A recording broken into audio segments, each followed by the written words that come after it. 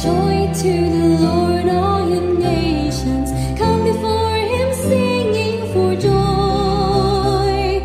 Serve the Lord, serve the Lord. Come before him singing for joy. Sing to the Lord with shouts of joy. Let all creation rejoice. Come join the song of praise to our God. He is the Lord. Sa ngalan ng Ama, ng Anak, at ng Espiritu Santo, Amen. sumainyo ang Panginoon. At sumayo rin. Mga kapatid, sa araw na ito ating pinagdiriwang ang banal na kapistahan ni San Alfonso Maria Liguri, isang obispo at pantas ng simbahan. Muli po nating tinatalaga ang atin din mga puso sa kabanal-banalan, sa sagradong puso ni Jesus. Tayo'y nagpapasalamat sa Diyos sa nakalipas na buwan. At muli tayong humihingi ng pagpapala, ng lakas, ng gabay sa Kanya, ngayong mag-uumpisa na naman ang isang bagong buwan. Naway pagkalooban tayo ng Banal na Espiritu, isang matatag, malakas, matibay, malinis na puso para maharapan natin ang ating mga iba't ibang problema, suliranin at obligasyon at magawa nating mabuti ang inuutos, ang kagustuhan ng Diyos sa ating buhay. At para tayo po lahat ay maging karapat-dapat makatanggap sa mga banal na misteryo, muli natin hilingin ang awa at pagpapatawad ng Diyos. Inaamin ko sa mapangyarihang Diyos at sa inyo, mga kapatid, na lubha akong nagkasala sa isip, sa salita, sa gawa, at sa aking pagkukulang. Kaya isinasamo ko sa mahal na Birheng Maria, sa lahat ng mga anghel at mga banal, at sa inyo, mga kapatid, na ako'y ipanalangin sa Panginoong ating Diyos. kaawaan tayo ng makapangyarihang Diyos, patawarin tayo sa ating mga kasalanan, patnubayan tayo sa buhay na walang hanggan. Amen. Panginoon, kaawaan mo kami. Panginoon, kaawaan mo kami. Kristo, kaawaan mo kami. Kristo, kaawaan mo kami. Panginoon, kaawaan mo kami. Panginoon, kaawaan mo kami. Manalangin tayo. Ama naming makapangyarihan, lagi mong dinudulutan ang mga bagong uliran sa kagitingan ang iyong sambayanan. Pagkaloob mo sa diwa ng obispong si San Alfonso Maria Liguri na nagmalasakit sa kapwa, aming matapat na masunod ang kanyang mga yapak upang makamtan namin sa langit ang tinamo niyang gantimpala. Sa pamagitan ni Jesucristo kasama ng Espiritu Santo, magpa sa walang hanggan. Amen.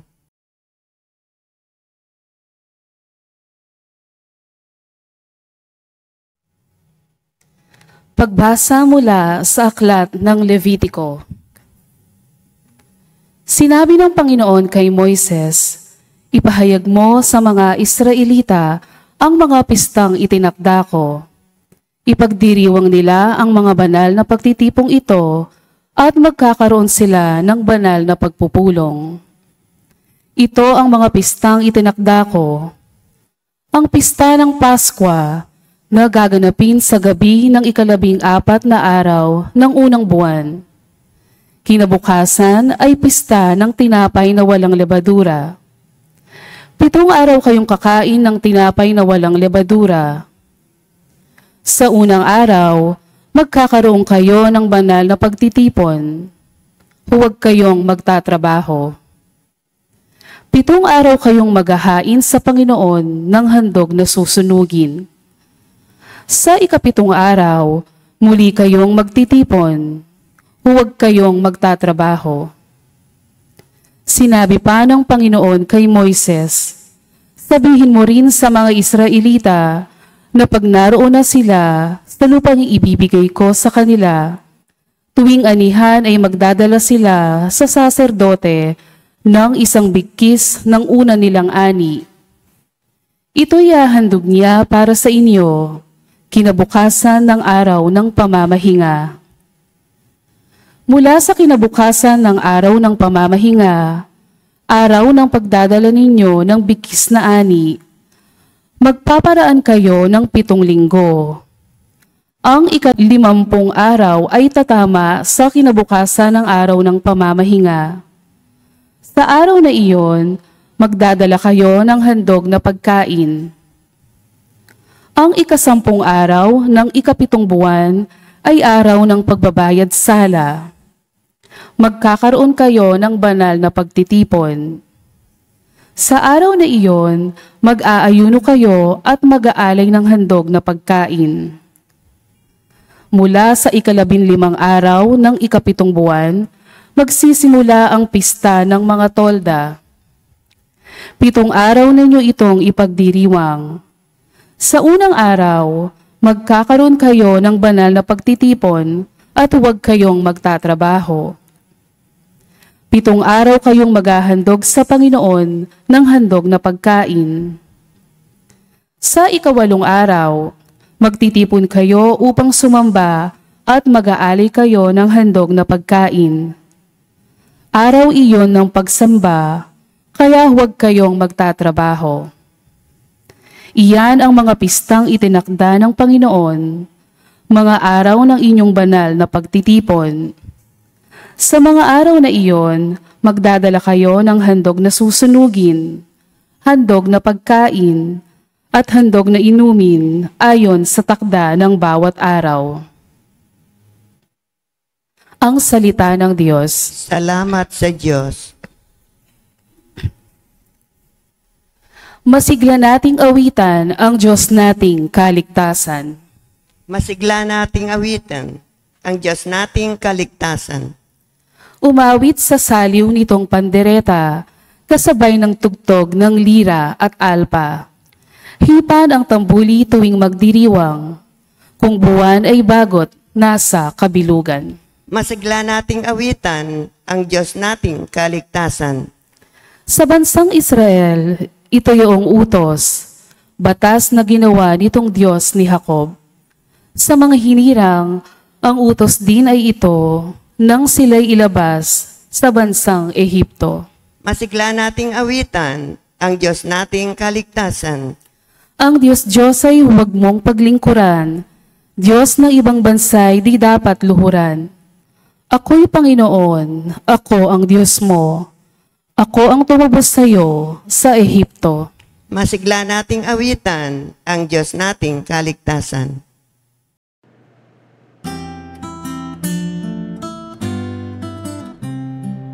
Alleluia, alleluia, alleluia, alleluia, alleluia, alleluia, alleluia, alleluia, alleluia, alleluia, alleluia, alleluia. Balita sa inyo, ngayoy salita ng Panginoong iiral habang panahon. Alleluia, alleluia. Sumainyo ang Panginoon. At sumainyo rin. Ang mabuting balita ng Panginoon ayon kay San Mateo. Papuri sa iyo, Panginoon. Nung panong yun, umuwi si Jesus sa kanyang bayan at nagturo sa kanilang sinagoga. Nagtataka ang mga nakarinig sa kanya. Sabi nila, saan kumuha ng karunungan ng taong ito? Paano siya nakagawa ng kababalaghan? Hindi ba ito ang anak ng karpintero? Hindi ba si Maria ang kanyang ina, sina Santiago, Jose, Simon at Judas ang kanyang mga kapatid na lalaki? At dito nakatira ang kanyang mga kapatid na babae, hindi ba? Saan niya natutunan ang lahat ng yan? At ayaw nilang kilalanin siya. Kaya't sinabi ni Jesus sa kanila, ang propeta'y ginagalang kahit saan liban sa kanyang sariling bayan at sa kanyang sariling sambahayan. At dahil sa di nila pananampalataya, hindi siya gumawa roon ng maraming kababalaghan. Mga kapatid, ang mabuting balita ng ating Panginoon. Pinupuri ka namin, Panginoong Jesucristo. Magandang araw po muli sa inyong lahat. Sino ba sa atin ang ayaw na umuwi? Sabik po tayong lahat na umuwi because there is no place like home. Hindi ko po alam kung alam nyo yung mga salmon. Kapag malapit na daw po manganak o mangitlog, uuwi sila. Kahit na umakyat po sila ng bundok, yan po ang pinagtatakhan ng mga ibang scientifico, mga biologists. Bakit nagpapakahirap pa mga salmon na lumundag, lumangoy, umakyat sa bundok? Kasi po gusto nilang bumalik doon sa kung saan sila isinilang. Natural na instinct natin ang umuwi. Isa sa mga hinahanap ng ating puso ay ang ating mga tahanan. Kaya nga hindi mo masisisi ang mga bata, ang mga estudyante, kapag nakita na nila malapit na yung 3 o'clock, hindi na mapakali sa kanilang mga classroom. Gusto na pong umuwi sa kanilang mga tahanan. Ganyan din po minsan yung mga ibang nagtatrabaho, kapag nakitang 15 minutes na lang before 5, nakahanda na yung gamit, yung kanilang bag, para pag alas 5 na nandun na sila sa pintuan, magpa-punch out na agad-agad, nandun na sa kanilang mga kotse o sasakay na para umuwi. Ang ating po mga kapatid na OFW, excited na umuwi. Lalong-lalo na po yung mga 10 years, 15 years sa abroad. Siguradong bago po sila umuwi, handa na lahat ng gamit, ng pasalubong. At ang sabi pa nga ng iba na umuwi dito, iba pa rin ang Pilipinas, Father. Kahit na marami pong pera doon, sarap po ang pagkain, malamig, malinis, iba pa rin ang Pilipinas. Sabi ng mga ibang kapatid nating OFW, nag-iipon lang po kami, Father, pero gusto naming umuwi at dito mamatay kung saan kami isinilang. Kasi isa po sa mga pinakamasarap, masayang karanasan natin ay yung umuwi tayo sa ating mga tahanan. Amen? It is a blessing to come home. Pati din po ang Diyos gustong umuwi. Yan po ang ating narinig sa ating ebanghelyo. Umuwi si Jesus sa kanyang bayan. Pero imbis na natuwa ang ating Panginoon, nalungkot siya. Dahil ano po ang salubong ng kanyang mga kamag-anak, ng kanyang mga kababayan sa kanya? Puro pamimintas, pamumuna, panlalait, panghuhusga. Tinatanong nila, saan ba niya nakuha yung ganyang katalinuhan?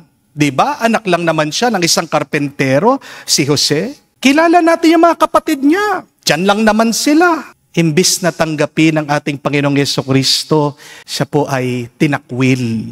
Hindi daw siya matanggap, hindi siya pinaniwalaan.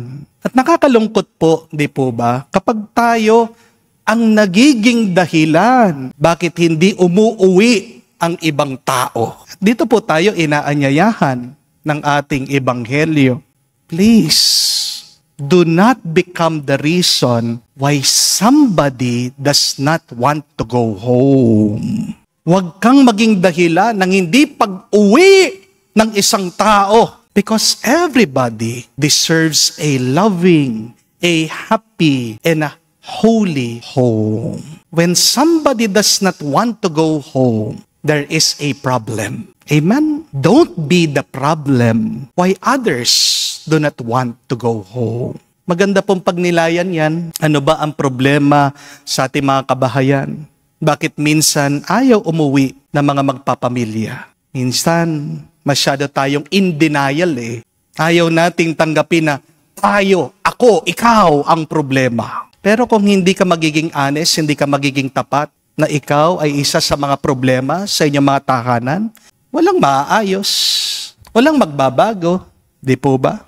May ilan na ayaw umuwi kasi pagod na sila sa trabaho. Ano pang dadatnan nila sa kanilang mga tahanan? Mga maruming pinggan na hindi hinugasan. Ang basura na hindi tinapon, kalat-kalat lang. Ang tambak-tambak na maruming damit na kailangan pang labhan. Nakakawalan po ng gana na umuwi at makikita mo ang tatamad na mga tao doon sa bahay. Di po ba? Habang ikaw, kayod ka na ng kayod. Pero mga ibang kapamilya mo, walang ibang alam gawin kung hindi magpadumi ng kanilang mga damit. Gaganahan ka bang umuwi? Kung ikaw, sobrang tipid mo, pero pagdating mo doon sa bahay, wala na silang ibang inatupag kundi mag-order ng Shopee. Walang pera pero palaging pindot ng pindot. Silang palaging pinagdideliveran ng parcel. Masarap umuwi kung sanang ikaw ang binibilhan ng Lazada. Di po ba? Sino naman pong gustong umuwi din? Kapag pagpasok mo pa lang sa pintuan, nakabalandra na sa iyo ang mga resibo na dapat mong bayaran na utang. Kuryente, internet, tubig. Meron din po mga OFW na kapatid natin. Imbis na umuwi sa kanilang mga tahanan, nag-hotel na lang. Bakit?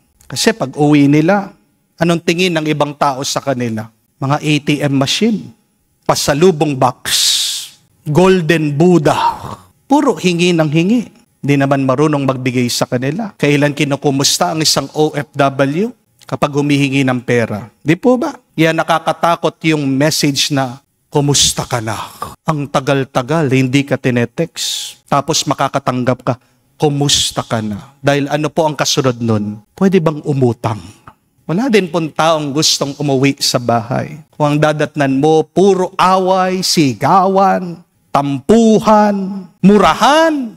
My dear friends, a blessed and a happy life starts at home. You cannot say that you have a happy life if you do not have a happy home. Amen? Try to make your home more welcoming and more loving. Sabi ni Mother Teresa, ang pagbabago ng mundo ay nag-uumpisa sa pagmamahalan natin sa bawat isa sa ating mga tahanan. Mother Teresa said that if you want to change the world, go home and love your family. Nag-ingat kayo, kung walang pagmamahalan at kapayapaan ng pamilya nyo, baka pati ang Diyos mapaalis nyo. Balikan nyo ang ating ebanghelyo. Ang sabi po, dahil po sa paghuhusga, sa kawalan ng pagtitiwala at pananalig ng mga kamag-anak at kababayan ng ating Panginoon, hindi daw siya nakagawa ng mga kababalaghan ng milagro at iniwan sila ng ating Panginoong Jesucristo. You may be driving God's miracle away from your home because you do not have any love and peace. Magandang itanong ito. Kung bibisita ang Diyos sa bahay nyo ngayon, surprise visit, ano kayang makikita niya? Ano kayang maririnig niya? Ano kayang mararanasan niya? Anong dadatnan ng Diyos ngayon sa inyong mga tahanan? Masisiyahan ba ang Diyos sa kanyang makikita o malulungkot siya? If you want to change your homes, change yourself first. Amen? And this is the challenge. Go home a better person. Parang awa nyo na. Umuwi kayong mas mabuting tao. Lalong-lalo na po kayo mga palasimba, ha? Sana pagkatapos yung magsimba, pag-uwi nyo, masaya kayo. Hindi yung katapos-tapos nyo palang magsimba, doon pa lang sa inyong kotse, nag-aaway na naman kayong mag-asawa. Sisigawan nyo na naman ang inyong mga anak. Please, go home a better person. Nung umuwi po ang ating Panginoong Jesucristo, anong dala niya? Mabuting balita at pagpapala. Ikaw, anong dala mo sa iyong pamilya? Anong pasalubong mo pag-uwi mo? Anong inuuwi mo araw-araw? Ang malungkot na kwento, mayroong mga iba, inuuwi sa kanilang tahanan, bisyo. Mayroong mga mister at misis, minsan nag-uuwi ng kataksilan. Mayroong mga ibang misis nagpapakatino, pero binibigyan sila ng STD, ng AIDS ng kanilang mga asawa dahil nakisiping sa iba. Di po ba? Mayroong mga iba, nag-uuwi ng kanilang mga kerida. Gusto na itira sa kanilang mga tahanan. Meron pong ganyan, nakakashock. Pero totoo, paano magiging paraiso ang tahanan kung ganyan? Maaaring paraiso, pero sa paraisong yon may ahas. Di po ba? Merong mga anak, kapag umuwi, gulo ang dala.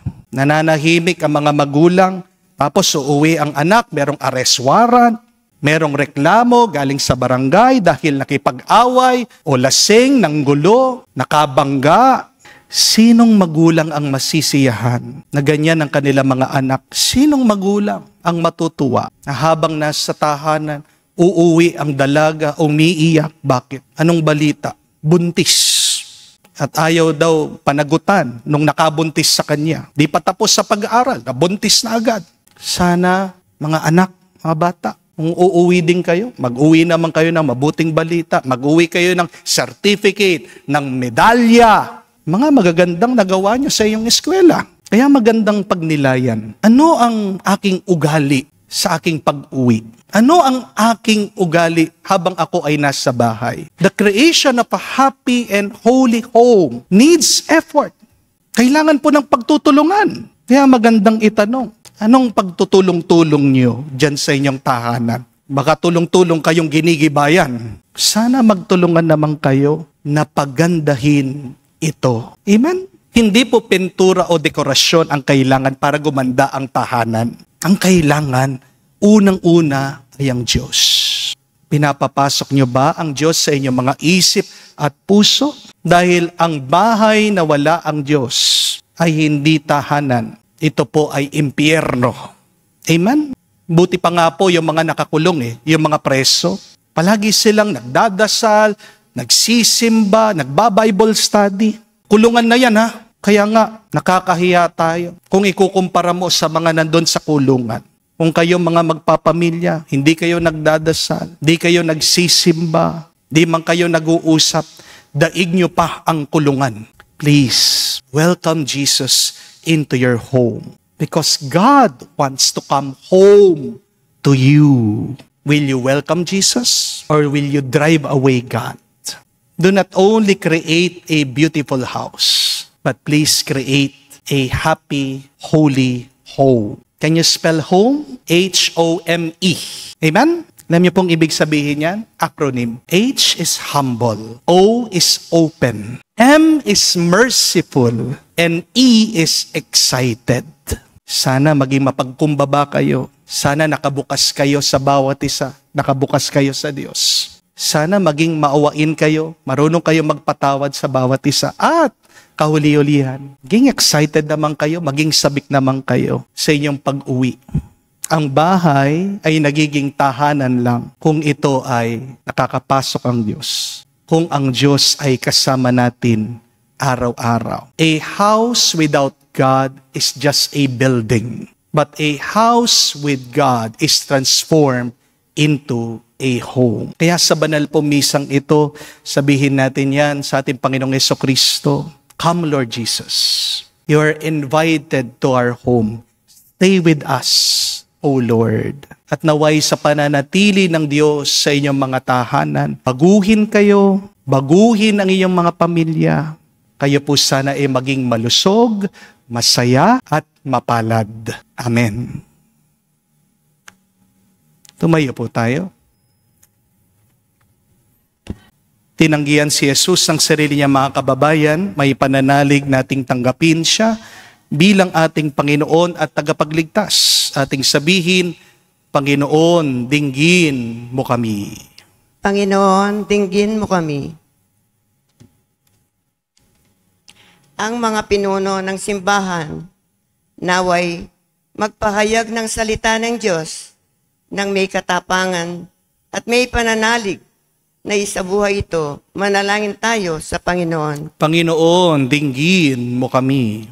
Tayo naway mapalakas sa maalab at walang takot na pagpapahayag ng mensahe ng Ebanghelyo sa ating tahanan at kapitbahayan. Manalangin tayo sa Panginoon. Panginoon, dinggin mo kami. Ang mga misyonero naway maging mapagtiis at huwag manghina ang kalooban sa paghahasik ng mensahe ng Diyos sa mga lugar na hindi pa tumatanggap nito. Manalangin tayo sa Panginoon. Panginoon, dinggin mo kami. Sa katahimikan po ng ating puso, sabihin natin, banggitin natin sa Diyos ang ating mga personal na pangangailangan. Diyos amang nasa langit, nananalig kaming nananalangin sa iyo na pakinggan mo ang aming mga mithiin. Hinihiling namin ito sa pamagitan ni Kristo, aming Panginoon. Amen.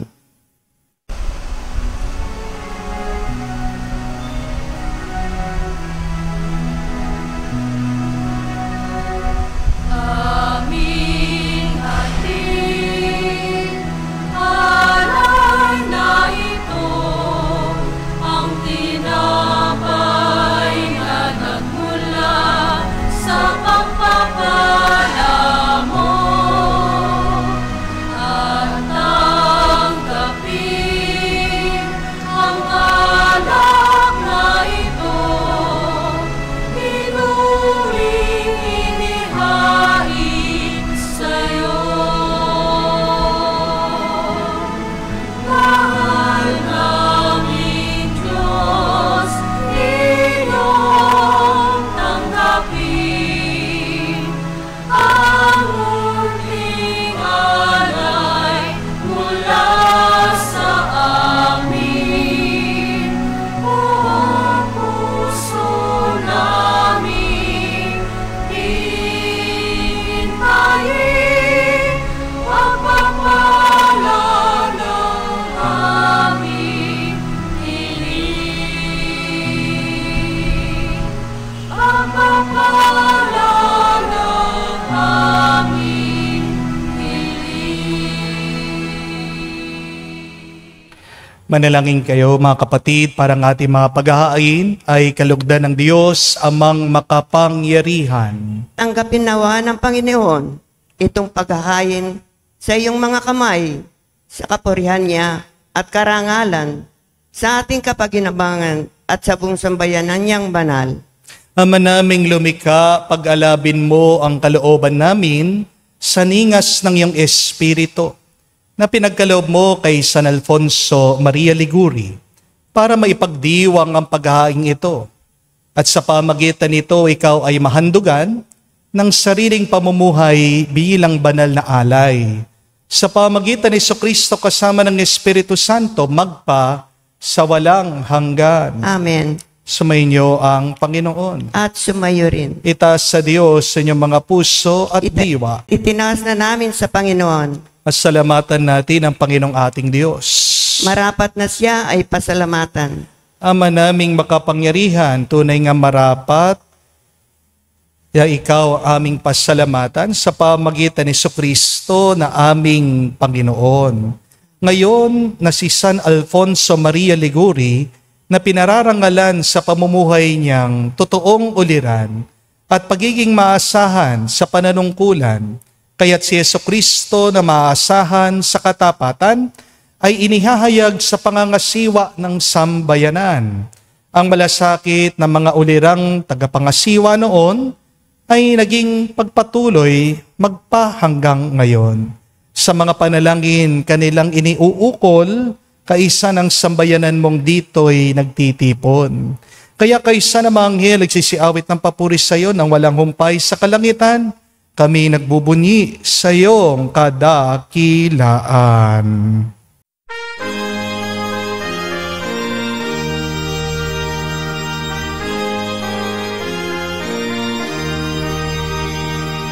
Santo, Santo, Santo, Panginoong Diyos ng mga hukbo, napupuno ang langit at lupa ng kadakilaan mo.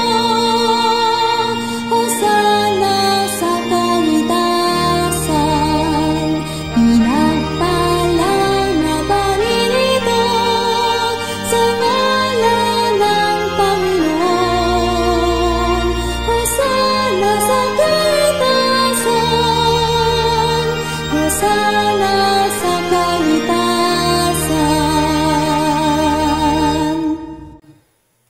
Ama naming banal, ikaw ang bukal ang tanang kabanalan.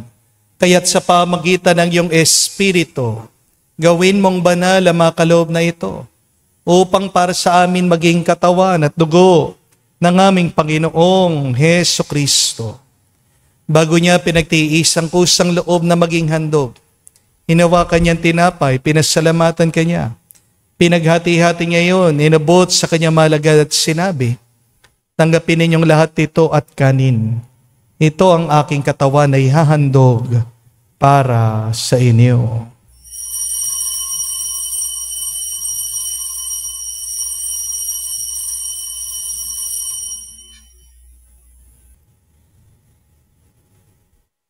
Gayon din naman na matapos sa hapunan, hinawakan niyang kalis.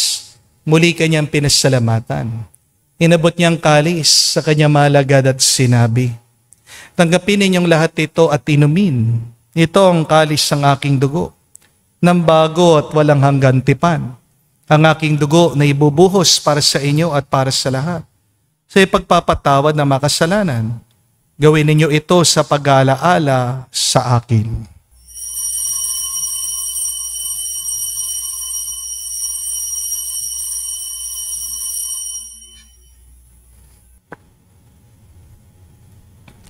Ang misteryo ng pananampalataya.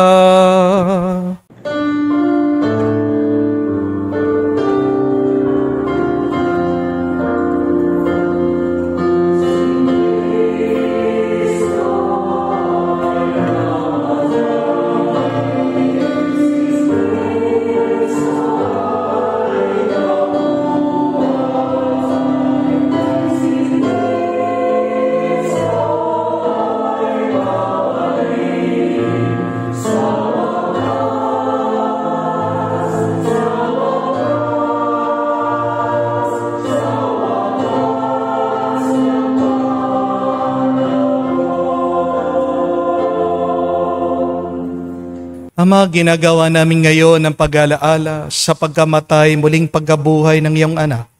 Kaya tinialay namin sa iyong tinapay nagbibigay buhay at ang kalis na nagkakaloob ng kaligtasan.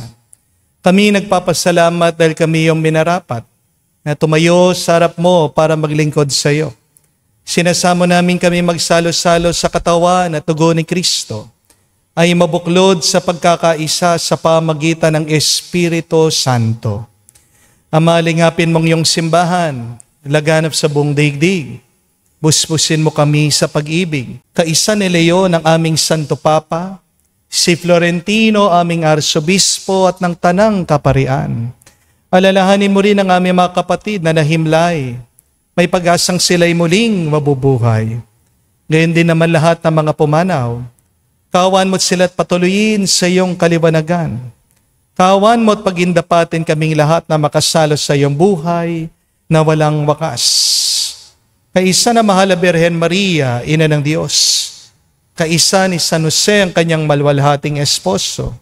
Kaisa na mga apostol, lahat ng mga banal na namuhay dito sa daigdig na kalugod-lugod sa iyo. May pagdiwang nawa namin ang pagpupuri sa ikararangal mo sa pamagitan ng iyong anak kaming Panginoong Hesu Kristo.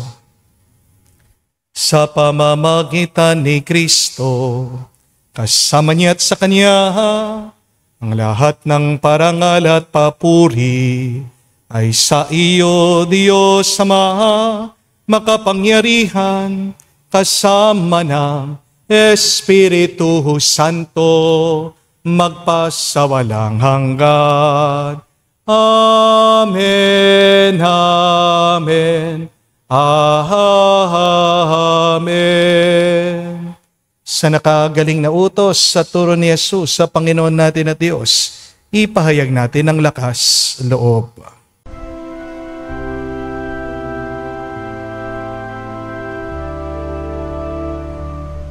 Ama namin, sumasalangit ka, sambahin ang ngalan mo, mapasa amin ang kaharian mo, sundin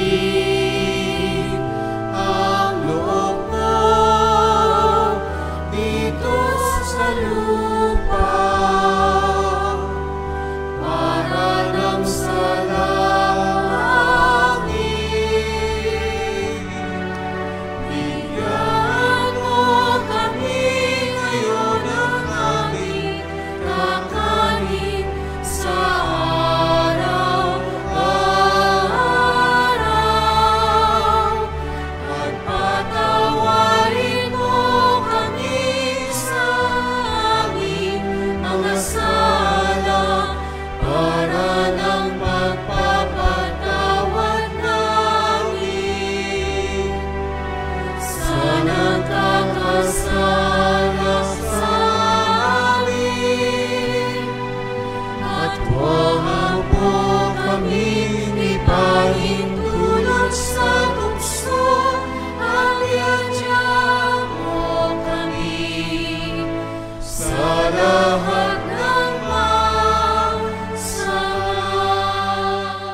Iniling namin kami adyas sa lahat ng masama, pagkalooban ng kapayapaan araw-araw, ligtas sa kasalanan, ilayo sa lahat ng kapamakan, samantalang aming pinanabikan ang dakilang araw ng pagpapahayag ng tagapagligtas naming si Heso Kristo. Sapagkat iyo ang kaharian at ang kapangyarihan at ang kapurihan magpakailanman. Amen. Panginoong Heso Kristo, sinabi mo sa mga apostol, kapayapaan ang iniwan ko sa inyo, ang aking kapayapaan binibigay ko sa inyo.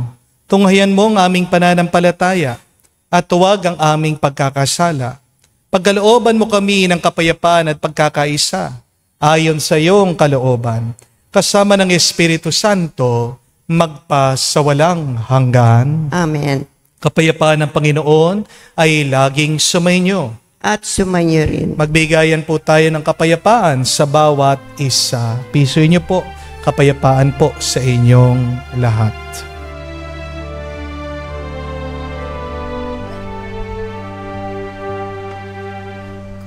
Cordero ng Diyos na nag-aalis ng mga kasalanan ng sanlibutan, maawa ka sa amin. Maawa ka sa amin. Cordero ng Diyos na nag-aalis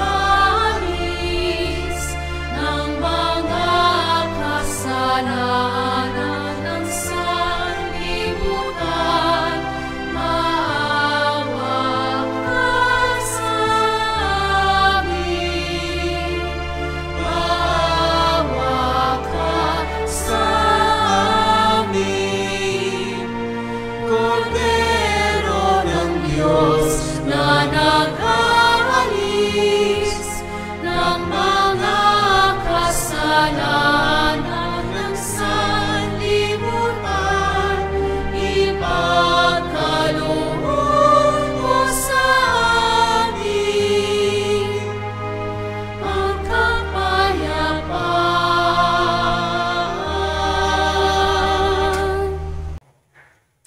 Mga kapatid, naririto ang ating Panginoong Yeso Kristo, ang Kordero ng Diyos.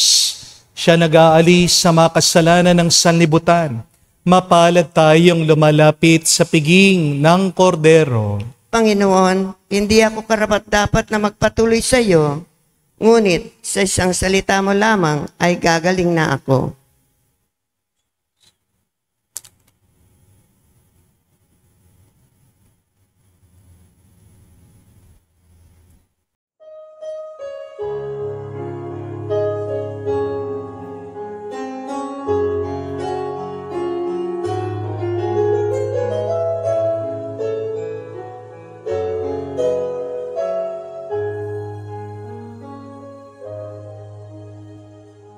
Sing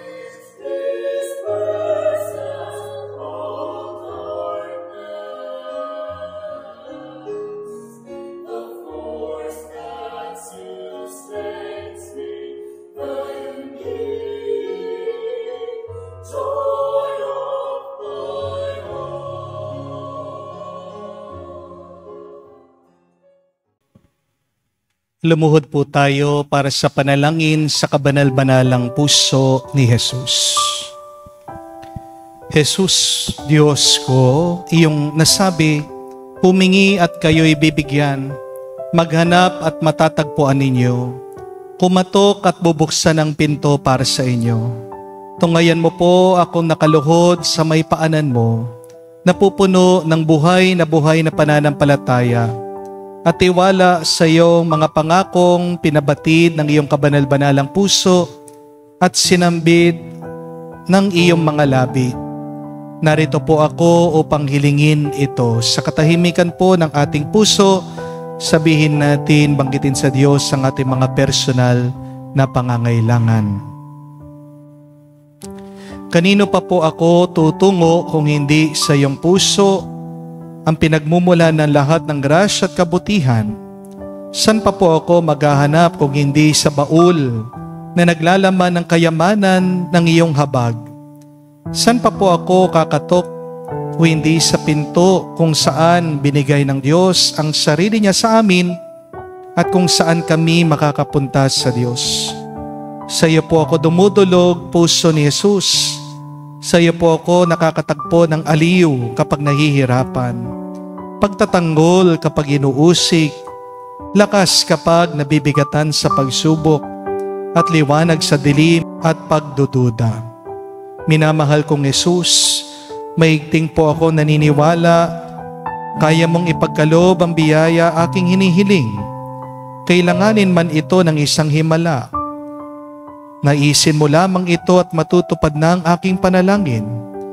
Inaamin kong ako'y hindi karapat-dapat sa iyong mga biyaya. Ngunit hindi ito dahilan para panghinaan ako ng loob. Ikaw ang Diyos ng habag at hindi mo tatanggihan ang isang pusong nagsisisi. Tingnan mo po nawa ng awa may habag at mababatid ng iyong pusong aking mga kasiraan at kahinaan ang dahilan upang pagkalooban ang aking mga panalangin.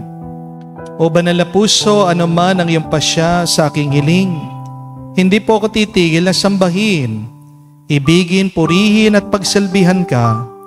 Jesus ko, kalugod mo nawang tanggapin ang pagsasagawa ko ng ganap na pangsang-ayon sa mga atas ng iyong kaibig-ibig na puso na aking tunay na hinahangad na matupad, kasama ng iyong sannilikha magpakailanman. Kabanal-banalang puso ni Jesus, alam kong may iisang bagay na hindi mo kayang gawin, ang mawala ng habag sa mga nahihirapan at nababalisa. Tingnan mo po akong nagmamakaawa po ako. Minamahal kong Jesus, pagkaloob mo ang grasyang aking inihiling sa iyo sa pamagitan ng kalininisang puso ng iyong madalamhating ina. Pinagkatiwala mo ako sa kanya bilang kanyang anak at ang kanyang mga panalangin ay makapangyarihan sa iyo. Amen. Kabanal-banalang puso ni Jesus, maawa ka sa amin. Kalininisang puso ni Maria, ipanalangin mo kami. Tumayo po tayo. Manalangin tayo. Ama naming mapagmahal, binigyan mo ng pagkakataon si San Alfonso Maria Liguri para matapat na gumanap at maglahad ng paghahain ng pakikinabang.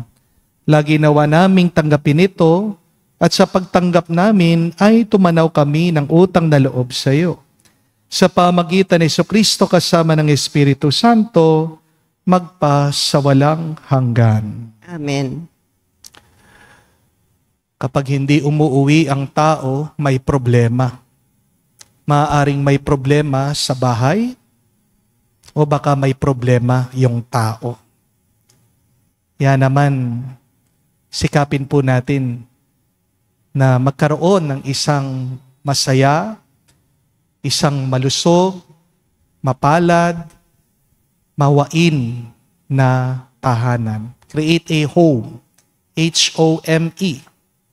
A humble, open, merciful, and excited house environment papasukin niyo din po ang Panginoon. Kung meron kayong problema, sabihin niyo sa Diyos.